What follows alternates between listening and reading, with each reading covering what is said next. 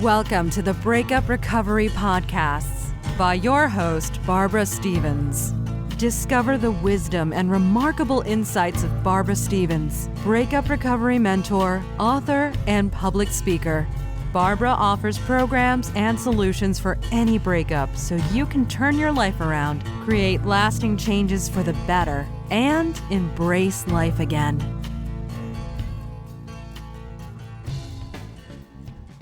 Hello and welcome to Breakup Recovery. I'm Barbara Stevens, your host. Today I have with me Jen. Welcome, Jen. Thanks, Barbara. So Jen, tell me briefly about your relationship, how you met your partner, and how long you were together for. I met my partner at a party in a pretty big urban area near where I'm from. And we connected, hit it off, and did a long distance relationship for the first 5 years of our relationship, and then moved in together. We kind of found a place sort of halfway in between, and we were together approximately 10 years. So were there any challenges in the relationship? Absolutely. I think every relationship probably has challenges. The first challenge was being long distance relationship. So that meant that we'd see each other on weekends regularly, but not every weekend. And he was also a full-time parent of a teenage daughter at the time. So the schedule had to accommodate her life as well.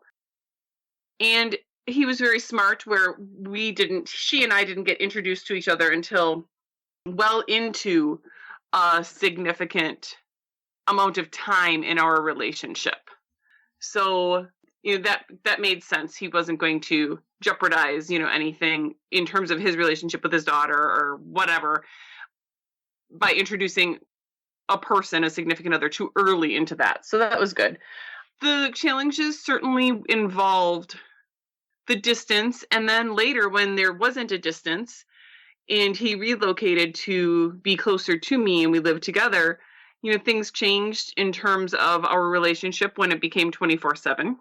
And we had to then kind of be more financially dependent on each other. And he started late in his career. So all of a sudden there were different financial obligations and he wasn't always able to meet them. So I found myself being the main breadwinner in many cases, and that added stress and strain to the relationship as well.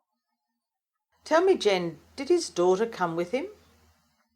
No, we waited until she had already graduated high school and had a solid setup for her college plans. When you two got together and you lived together, the daughter was no longer a big part of his life. Correct. He was parenting from afar at that point, like any parent of a college student would.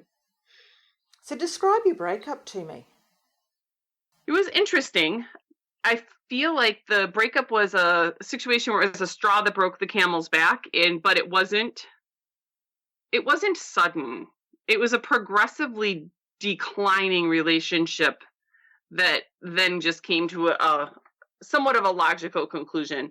And we had frank conversations. We were just about coming up on the 10-year mark, and we had frank conversations that for a variety of reasons, things just were no longer working. The romance was definitely gone. The frustration was certainly high. And while we both said we needed to work on it, neither one of us were really making active changes to fix anything. So at one point, I can say I caught him in a lie. It wasn't anything major, but it was enough for me to just say, you know what? If this is where things are at this point, we need to end it. So how did that affect you emotionally?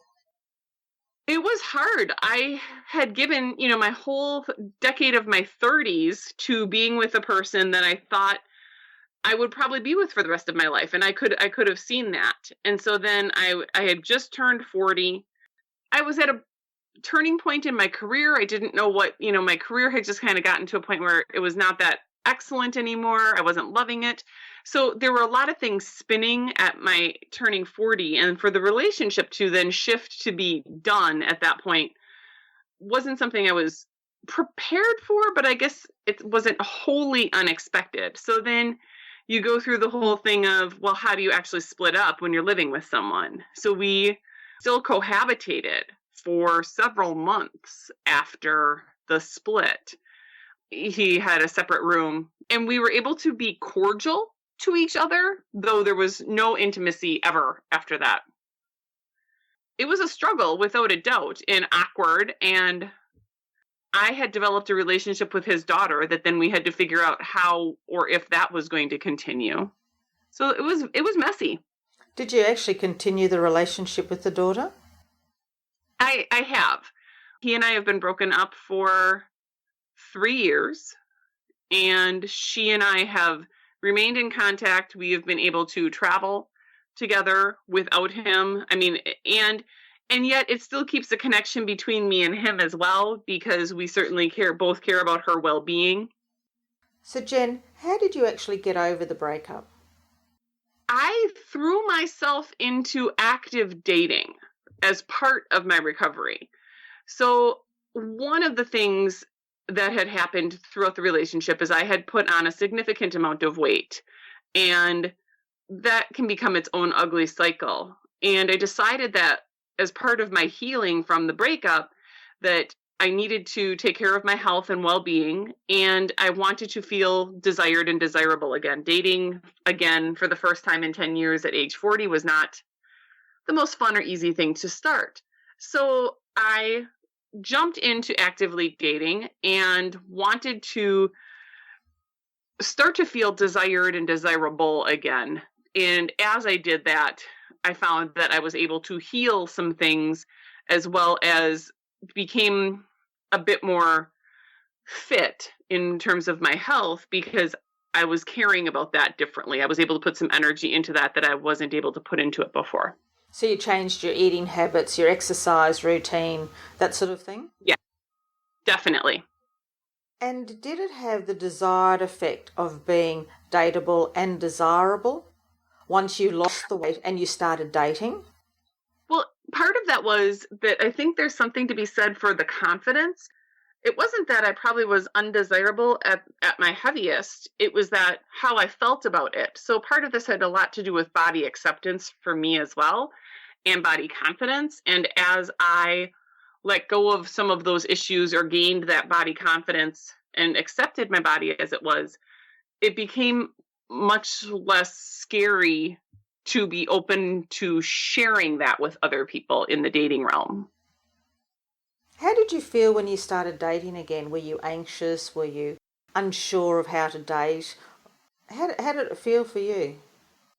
It was definitely scary. I am an introvert. So, to be actively, and I was actively online dating, that was just kind of the easiest way to do it. And I had found that had evolved significantly in the 10 years that I was out of that situation. So, you go from the idea of, let's chat and get to know each other, to all of a sudden explicit pictures coming to you via text, and not really knowing what to expect or how to respond in those situations. So how did you get through that process? I made sure to stay true to my standards. That was a big part of it for me.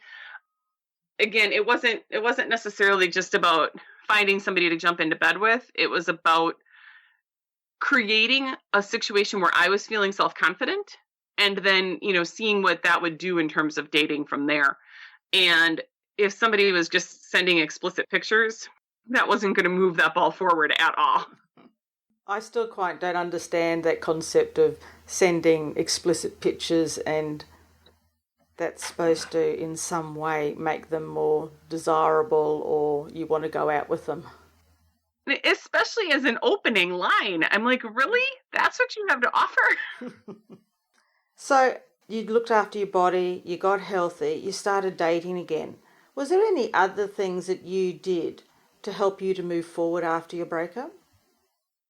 I did some solo travel, and I like to travel solo so I can worry only about me. And so the first trip that I did was more of about a running away trip. I went to Jamaica. I kind of got numb. I enjoyed all the features of an all-inclusive resort, and really just enjoyed, this luxury, right? But when I came back, I found that nothing had really changed and I hadn't done much to make personal progress in that. Later, I did a little bit more of an intensive personal journey, and I was actually in New Zealand, and I was on the train from Greysmouth to Christchurch on the Transalpine, and I was journaling like crazy, like for the purpose of really answering some of these questions that I had been struggling with. I had just turned 40. Was I going to have children? Is that something that was important to me and what I wanted? And I went through and I got it out of my head and a little bit out of my heart, and I put it on paper as a way to say, okay, I've now dealt with this.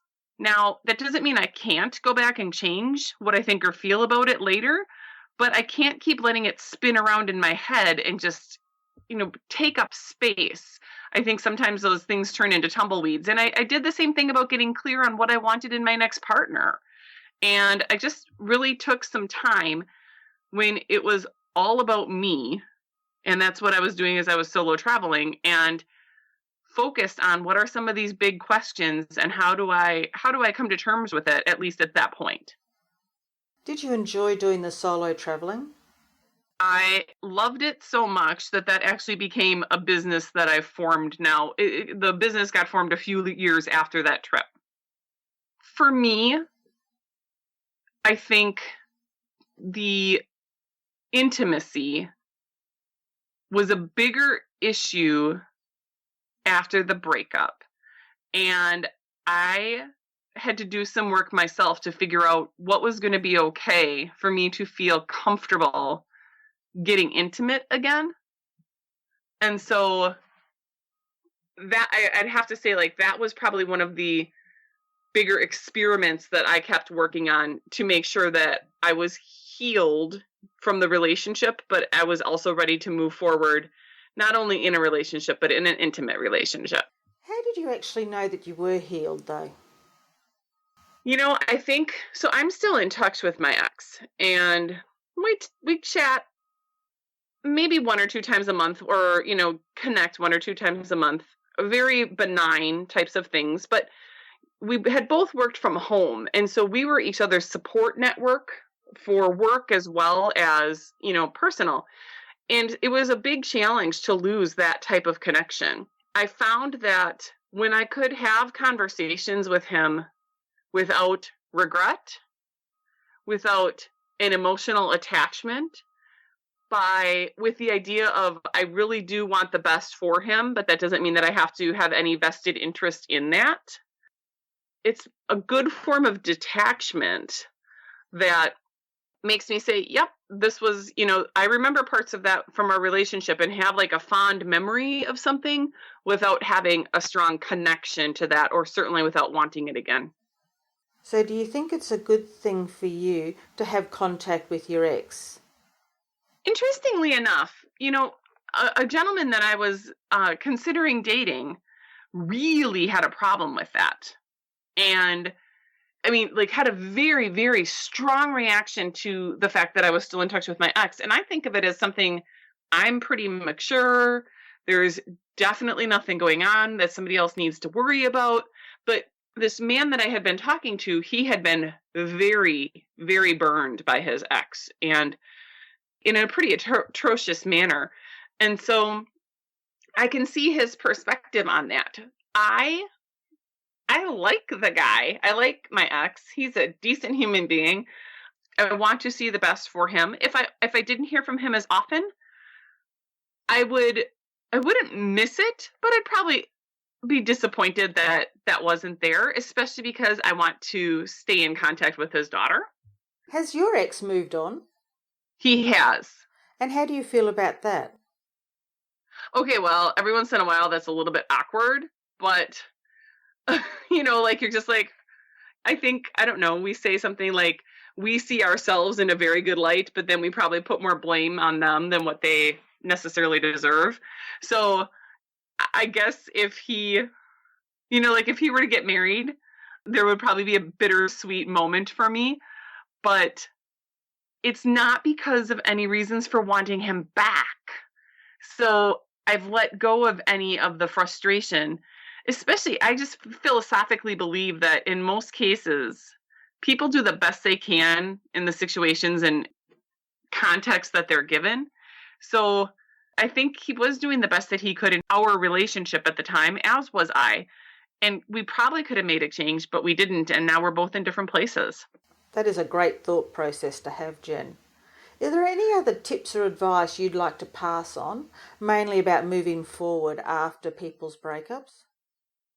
One of the things that was really helpful for me, part of my background is education and conflict resolution.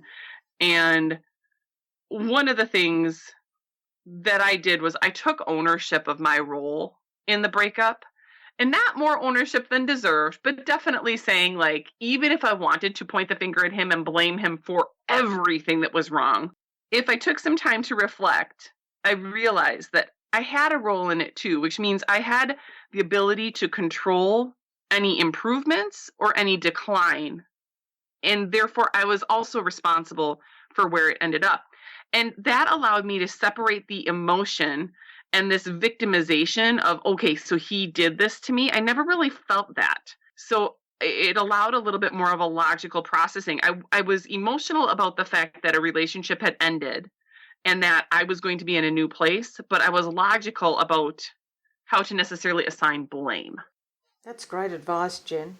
Thank you for being willing to share your story and the way you got through your breakup and the fact that you can still be friends with your ex and his daughter, and for the advice that you've just given.